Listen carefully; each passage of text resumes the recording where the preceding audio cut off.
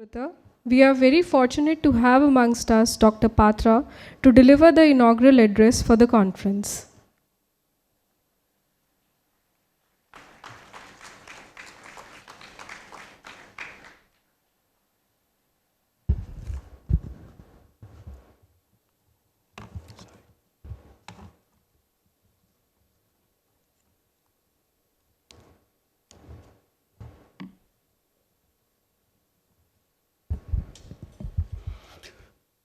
Dr. Basant Kumar Pradhan, Director, Indira Gandhi Institute of Development Research, henceforth IGIDR, Professor Subroto Sarkar, Convener of the Conference Committee, faculty members of IGIDR, distinguished alumni of the Institute, ladies and gentlemen, namaskar, and good afternoon to you all.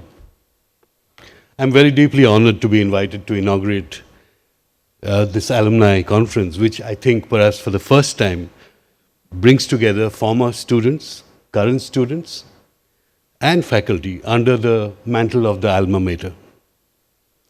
Some of you, as was mentioned, are well on your way to charting your course through life's journey in diverse fields.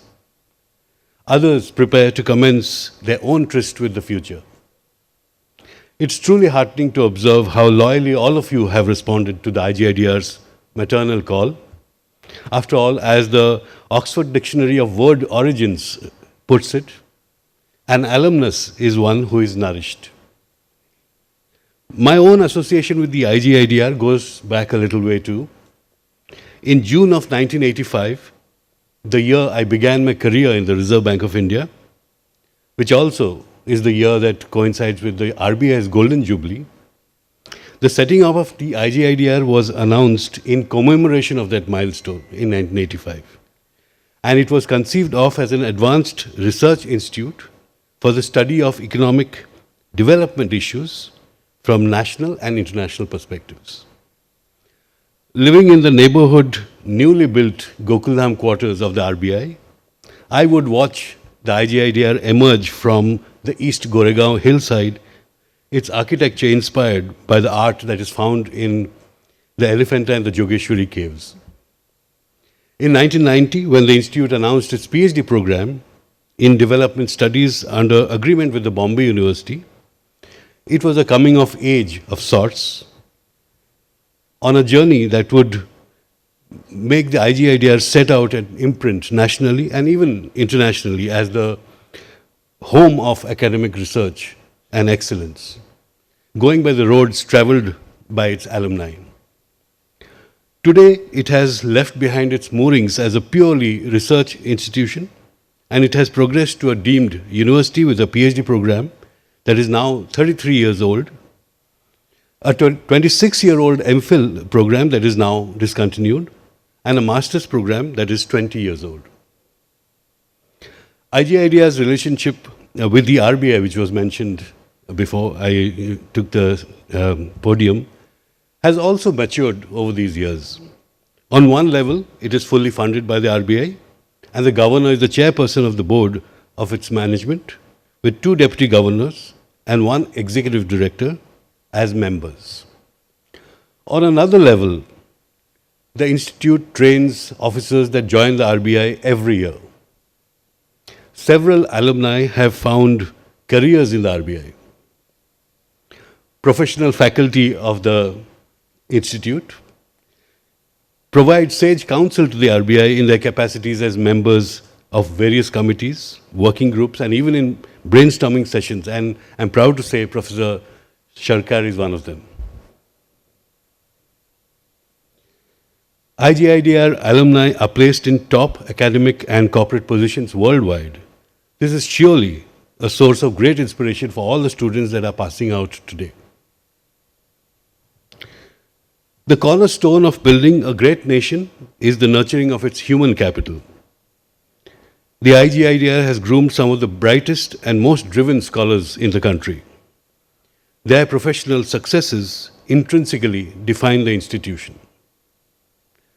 Alumni are receivers, but they are also givers.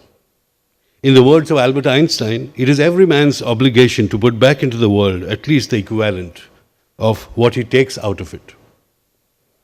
So while you reflect on your journey through these arches, do ponder on how you can enrich the journey of those that follow in your footsteps. I see you as rays of light illuminating the terrain you traverse, while also reflecting the incandescence of the sun, which is your alma mater. The rich diversity of your accomplishments is our asset, worthy of emulation, with externalities to reap by those who join you today.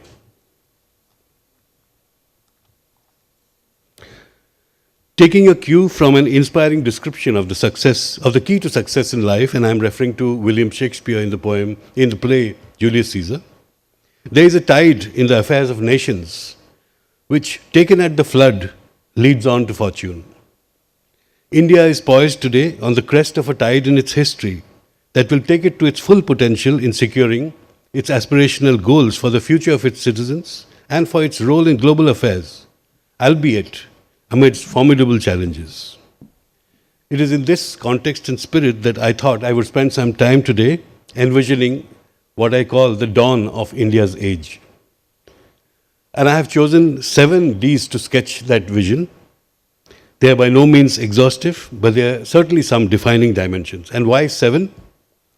In mythology across civilizations, the sun is depicted as being drawn in a carriage which is drawn by 4 horses. That is true of Apollo in Greece, Ra in Egypt, and Sol in Rome. In Indian mythology, however, the sun's chariot is drawn by 7 horses.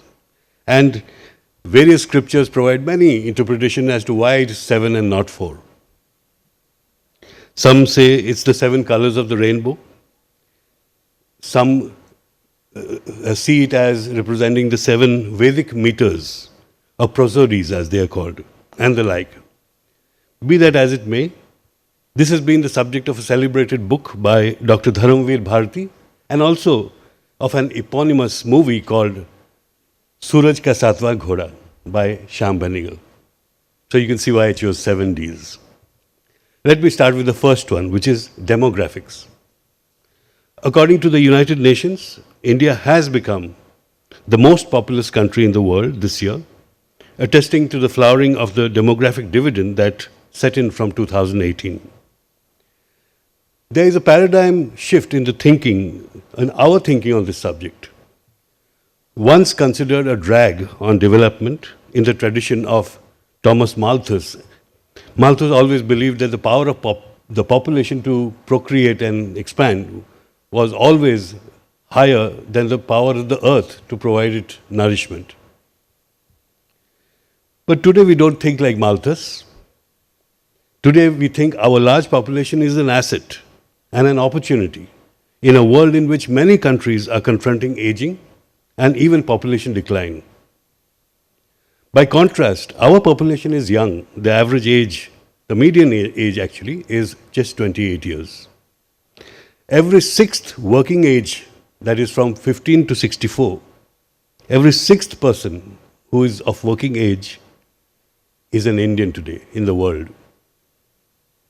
The potential for boosting saving and investment that this entails considerably enhances India's emergence as the world's economic powerhouse of the future. In fact, this momentous development has been termed as shifting the world's center of gravity, because it could be heralding a tectonic change in India's role in the global order. And this term, shifting of the world's center of gravity, has been used by the Wall Street Journal. So India is hitting the headlines of international newspapers today. Moreover, India's population is expected to keep growing for the next 4 decades and will peak at 1.7 billion in 2063. More than a sixth of the increase in the world's working age population between now and 2050 will be provided by India. Already, India is the 5th largest economy in the world in terms of market exchange rates.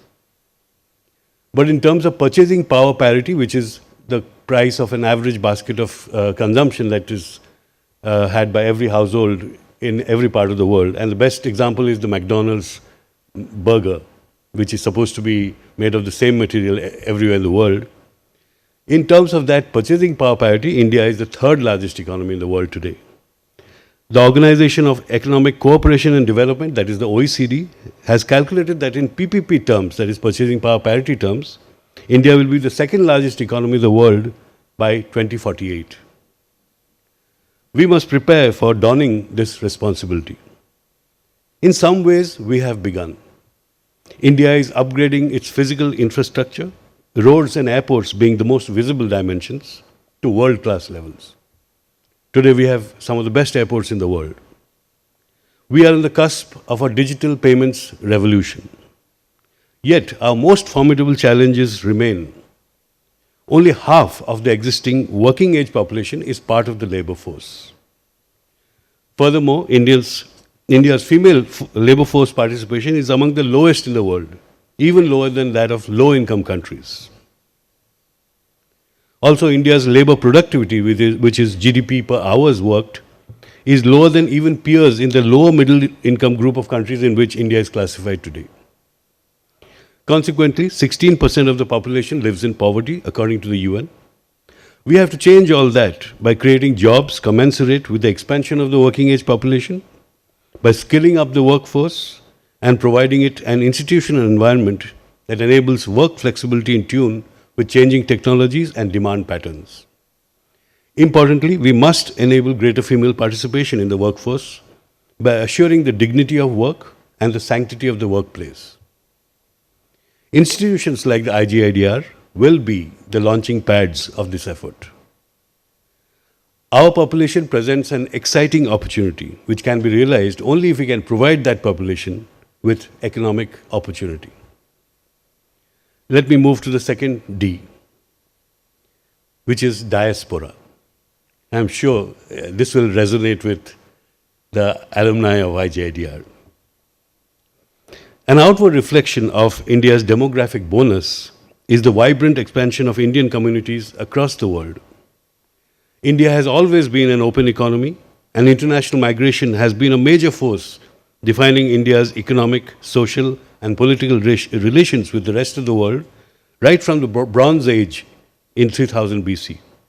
At that time, in those ancient times, Indians went out as bankers, traders, and merchants, but they also established indigenized kingdoms across Southeast Asia. In its 2022 publication of a migrant database, the UN estimates that at 18 million, the Indian diaspora is the largest in the world, accounting for 6.4% of the total stock of international migrants in that year. This migration has been distributed across the world, with major destinations today being the United Arab Emirates, followed by the United States. It's interesting to note that the demographic dividend is also being seized by internal migration. This is a very fascinating subject for me, but I will reluctantly give it a pass in the interest of time, just by way of giving a sample of my interest. It turns out that internal migration in India exceeds international migration by 2x. So there are people in India seizing the dividend, seizing the demographic dividend today, just to give you a flavor of what's going on there. Over the years, our perception about the diaspora has also transformed from brain drain to brain gain, spurred by the contributions that Indians have made in various fields in the global arena, including information technology, entrepreneurship, international politics, medicine, arts, and culture, with some of them becoming Nobel laureates. It is estimated that over 90 out of 1,000 founders of about 500 unicorns in the US are persons of Indian origin. Professionals in the area of science, technology, engineering, and mathematics, or what is called STEM in the United States, plays an important role in that economy by providing cutting-edge ideas and technologies that create jobs and living standards. According to a recent study, immigrants from India are the largest country of birth group among the STEMs, accounting for almost a third of all foreign-born STEM workers.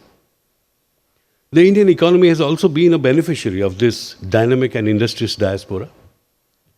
India currently receives the highest flow of remittances in the world at $108 billion in 2022, up by 25% from a year ago and accounting for 3% of India's GDP. Additionally, Indians residing abroad hold deposits in Indian banks accumulating to $136 billion at the end of February this year. Going forward, labor market transformation driven by technological breakthroughs, energy transition, and geoeconomics will blur the distinctions between working abroad and working in India. The demographic advantage may well equip India to reap the maximum benefits of this shift. The World Economic Forum's Future of Jobs Report 2023, which was out just a few days ago, points to a global churn in labor markets, creation of 69 million jobs and a decline of 83 million jobs. And this will be led by supply chains, transportation, media, entertainment, and sports. The churn in India's labor markets will be driven by technology-led sectors like artificial intelligence and machine learning, followed by data analysts and scientists. Employers surveyed by the World Economic Forum in India remain among the most upbeat in terms of future talent availability in India, with respondents believing that the existing workforce can be clearly and easily upskilled to pack the pipeline and talent can be retained. A large proportion of respondents in the Indian set are inclined to consider improving talent progression and promotion processes, as well as providing effective reskilling and upskilling as business practices. And this can improve the access to talent more than in the global set. As a priority, therefore, India needs to get its skilling strategy right, and that puts IGIDR at the center stage of this all. The third D is diversification. The Indian economy is undergoing a quiet but fundamental transformation encompassing all its sectors. Perhaps the most striking transformation is occurring in India's exports of services, which have demonstrated pandemic proofing, rising by about 25% per annum since 2020. This phenomenon is providing very valuable support to India's balance of payments. While software and business services are the main drivers of this robust performance, advances in information technology have not only made services more tradable, but they are also being increasingly unbundled, by which I mean that a single service activity in the global supply chain can now be fragmented and undertaken separately at different geographical locations. Jurisdictions have accordingly been decentralizing and diversifying their supply chains to ensure business continuity. These factors have led to a new channel of IT-enabled services. Large multinational corporations are setting up what are called Global Capability Centers, or GCCs, which are offshore offices delivering a wide range of services across IT sector verticals. India is home to 40% of global GCCs, and they are estimated to comprise 25% of overall IT services exports. GCCs are also driving diversification with firms in diverse sectors such as electronics, retail, automotive, banking and financial services, and hospitality, to name a few. All of them are setting up GCCs in India. GCC services include accounting, legal services, business consultancy, operations, capacity development, and research. GCCs cater to high-value and knowledge-intensive projects such as data analytics, AI and ML, as I mentioned, chip design, system design, robotics, and other new-age technology solutions that are high in demand in the global tech market. India is also becoming a hub for engineering R&D as leading multinationals develop their centers of excellence, or COEs as they call them, across different business domains.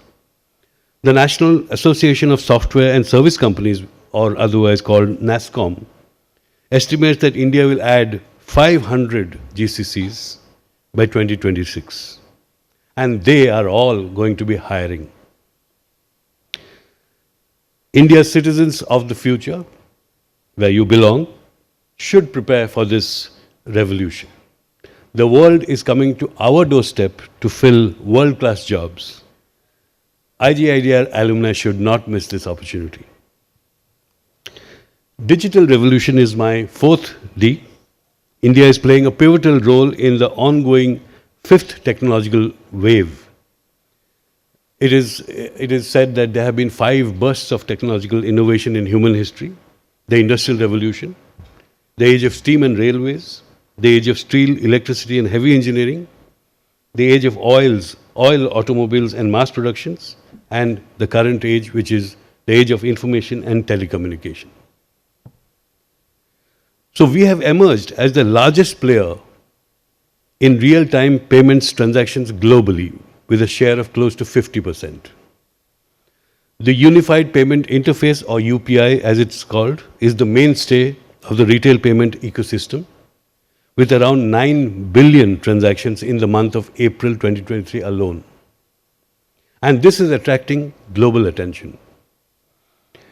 The so-called India Stack creates a unified software platform to bring our population into the digital age. India Stack is the largest open application programming interface, or API, in the world. It is being implemented in stages, starting with the introduction of the Aadhaar Universal ID numbers, followed by the introduction of Electronic Know Your Customer, or eKYC, which enables paperless and rapid verification of identity, eSign, whereby users attach a legally valid electronic signature to a document, UPI enabling cashless payments, and most recently, DigiLocker, a platform for issuance and verification of documents and certificates. The benefits of India Stack are being widely exploited by a rising mobile penetration. It is argued that India Stack could fast-track the move to digital payment systems worldwide and mark the end of cash. Digitalization is also powering a revolution in the cross-border payment space. India is linking UPI with other national fast payment systems. The UPI has already been linked to Singapore's Pay Now in a move that is expected to make cost-effective cross-border peer-to-peer transfers using mobile apps. And this will deepen trade, travel, and remittance flows between the two nations. Other link-ups are on the anvil. Within India too, increasingly interoperability across domestic payment modes is being prioritized. We are also preparing for the launch of the digital rupee. Internationalization of homegrown payment modes is being enabled through tie-ups with payment service providers that allow QR code-based merchant payments in Bhutan and Singapore. Leveraging the growing popularity of the UPI, this payment facility has been extended to inbound travelers from the G20 nations for effecting local merchant transactions. Looking ahead, the future of digitalization is bright, with total digital payments poised to jump threefold to US $10 trillion by 2026. That's just 3 years from now, wherein 2 out of every 3 transactions will be through non-cash modes. The future of cross-border payments will be characterized by the setting up of dedicated payment rails for instantaneous transfers, while also ensuring digital and financial inclusion and greater harmonizations of payment regulations across borders. So alumni, welcome to the digital world which is being shaped by India. I will now dwell on the 5th D, which is diplomacy. India's G20 presidency is a watershed moment in our history as we seek a central role in finding pragmatic global solutions for collective well-being and promoting a sustainable and inclusive future for all. G20 brings together the world's largest economies on one platform for collective action, coordination and consensus building in our vision of Vasudhaiva Kutumbakam, which is one earth, one family, one future. India is prioritizing a reformed multilateralism that creates a more inclusive, accountable, just, equitable and representative multipolar international system for the 21st century. Our priorities include addressing the macroeconomic implications of food and energy insecurity, climate change, strengthening multilateral development banks, debt sustainability, strengthening financial resilience through sustainable capital flows, financing inclusive, equitable, and sustainable growth, leveraging digital public infrastructure, climate financing, and opportunities and risks from technological change. On the finance front, of which I am a G20 deputy, setting the agenda for finance ministers and central bank governors, we aim to expand the narrative beyond financial stability and financial integrity concerns to capture the cross-sectoral and macro-financial implications and risks of all these innovations. We are working towards strengthening financial institutions' ability to manage third-party risks and outsourcing, including those arising from big tech and fintech, and also enhancing global cooperation to strengthen the financial sector's cyber resilience.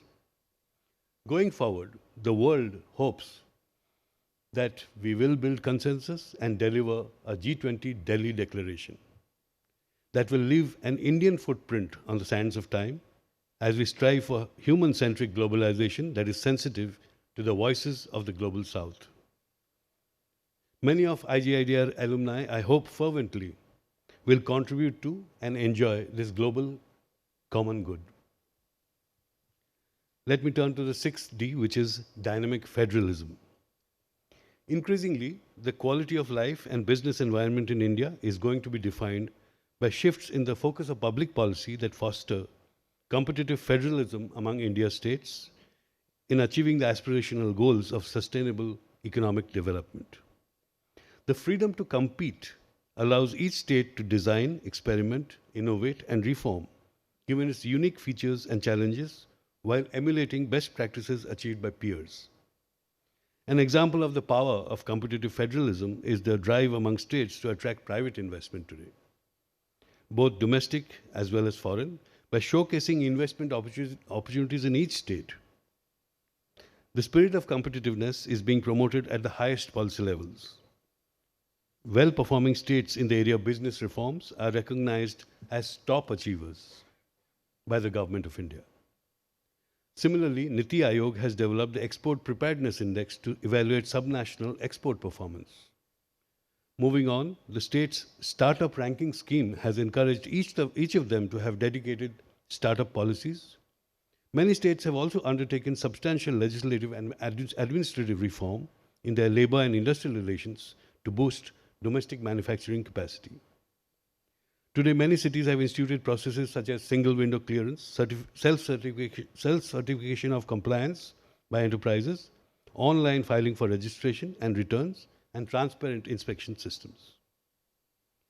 The Smart Cities mission promotes sustainable and inclusive cities. The Ministry of Housing and Urban Affairs has launched the City Financing Ranking of 2022 portal in March 2023, whereby urban local bodies in the country will be evaluated on the basis of 15 indicators based on the current financial health and improvement in financial performance over time.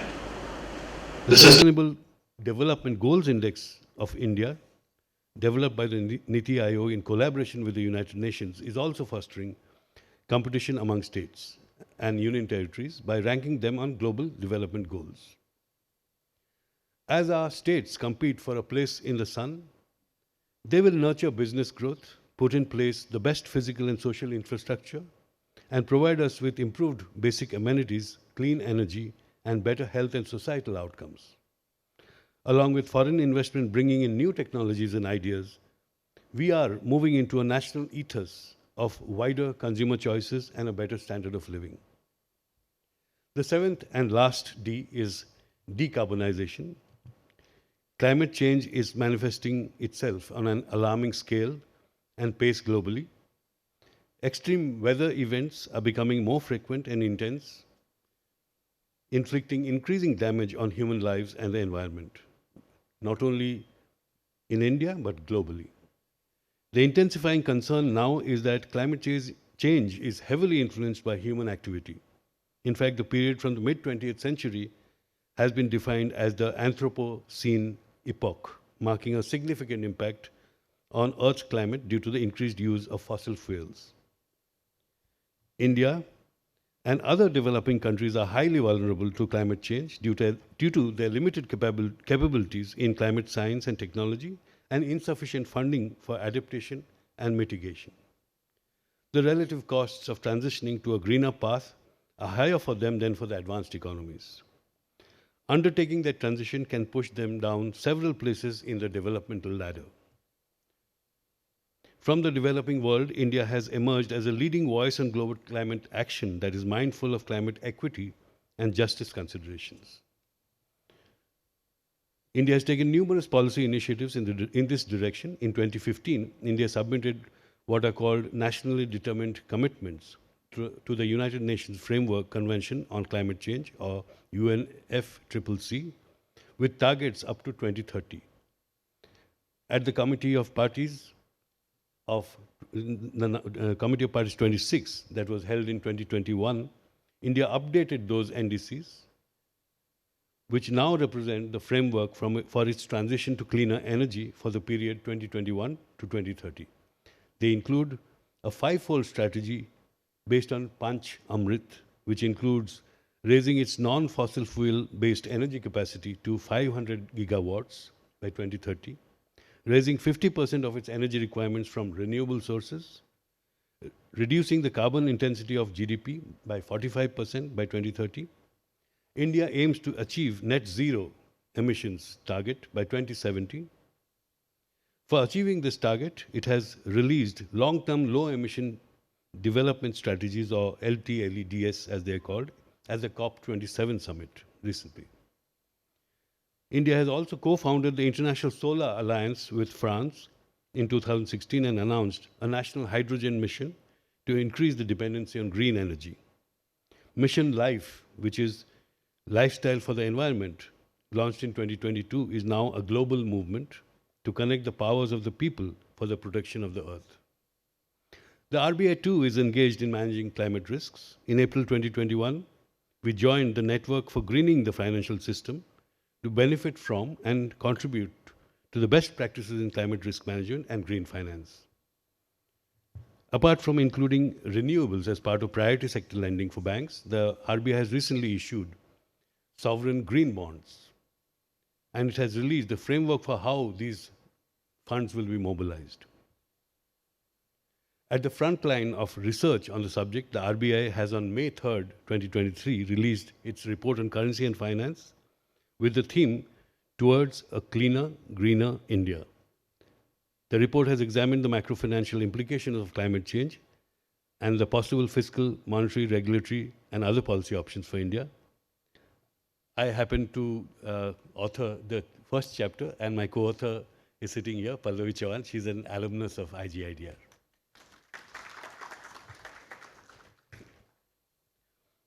In the words of Victor Hugo, who is considered to be one of the greatest French writers of all time, nothing else in the world, not all its armies, is so powerful as an idea whose time has come.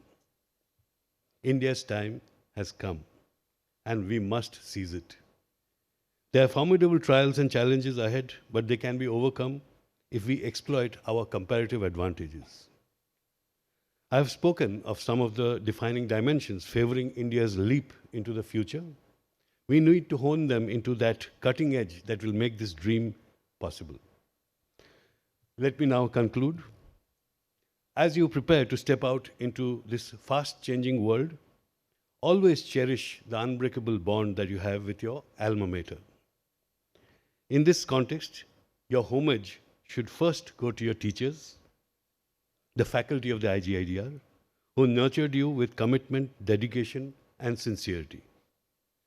Our teachers do not just impart knowledge, they awaken in us the desire to be lifelong learners. To quote Swami Vivekananda, the Guru is the means of self-realization. So I commend the entire faculty, past and present, for shaping the lives of the future of India and for being the soul of the institution that has groomed them to be worthy citizens of India and the world. As you embark on your journey, always believe you are capable of achieving greatness. Your successful completion of your educational program at the IGIDR is the first testimony of that power and passion in you. Do not be afraid to dream big. Go out into the world with the knowledge that anything is possible if you're willing to put your shoulder to the wheel and push. In your journey, you will encounter failure, but failure is not the opposite of success. It is an opportunity to learn and grow and not give up on your dreams. Success is not something that happens overnight. It is the result of consistent effort, hard work, and dedication. So make it a habit to seek excellence in everything that you do. In the words of the famous philosopher and historian Will Durant, excellence is not an act but a habit. The thing you do the most are the things you do the best. So the future is in your hands. You have the power to shape your destiny and create a life that is meaningful and fulfilling while making a positive impact on the world. So go out there with your head held high, tirelessly striving towards perfection.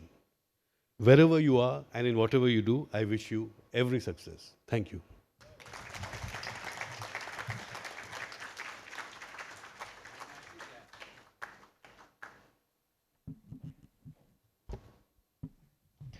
Thank you, Dr. Patra, for inaugurating the conference and sharing such enriching experiences with us. We are indeed delighted by your presence.